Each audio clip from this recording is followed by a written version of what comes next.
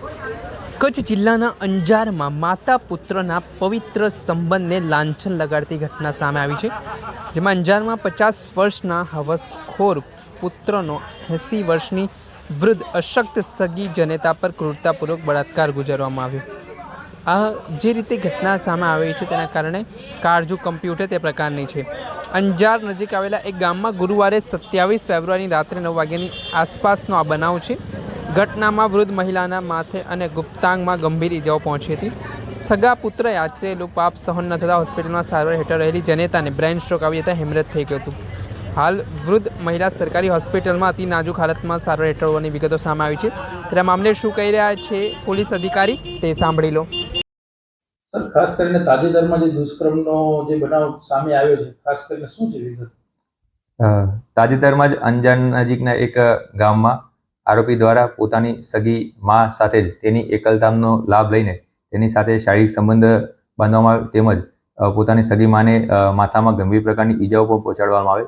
જે બનાવની ભોગ બનનારના પરિવાર દ્વારા પોલીસને જાણ થતાં તાત્કાલિક પોલીસ ઘટનાસ્થળે પહોંચી હતી અને આરોપી પોતે નશાની હાલતમાં હોય તેની વિરુદ્ધમાં તેને પકડીને તેની વિરુદ્ધમાં પ્રોહિબિશનનો કેસ કરવામાં આવ્યો છે। તેમજ ભોગ બનનારના પરિવાર દ્વારા પોલીસ સ્ટેશન ખાતે આ બનાવની ફરિયાદ આપવામાં આવતા પોલીસ દ્વારા કાયદેસરની ફરિયાદ લઈને અને તેની તપાસ હાલ ચાલુમાં છે। આપે સાંભળ્યા આ હતા પોલીસ અધિકારી, તેમણે આ મામલે માહિતી આપી છે।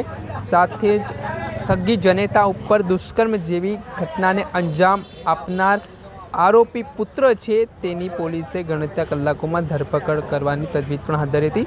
પોલીસે આ મામલે આરોપી વિરુદ્ધ ભારતીય દંડ સંહિતાની વિવિધ કલમો હેઠળ ગુનો નોંધીને કાયદેસરની કાર્યવાહી હાથ ધરી છે। પરંતુ જે આ પ્રકારનું કૃત્ય સગા પુત્રએ માતા સાથે આચર્યું છે તે ક્યારેક પણ સાંખી ના લેવાય।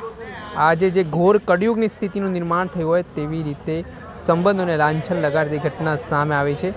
આથી થોડાક દિવસ પહેલાં આવી જ રીતે અમરેલીમાં પણ શિક્ષક નરાધમ નીકળ્યો હતો, તેણે પોતાની શાળામાં આવતી વિદ્યાર્થીનીઓ પર દુષ્કર્મ ગુજાર્યું હતું। ત્યારબાદ વધુ એક ચોંકાવનારો કિસ્સો સામે આવ્યા બાદ અનેક પ્રકારની ચર્ચાઓ વેગવાન બની છે। દર્શક મિત્રો, એન કવરેજ ન્યૂઝને આપ લાઇક કરી લો, સબસ્ક્રાઇબ કરી લો અને શેર કરવાનું ભૂલતા નહીં।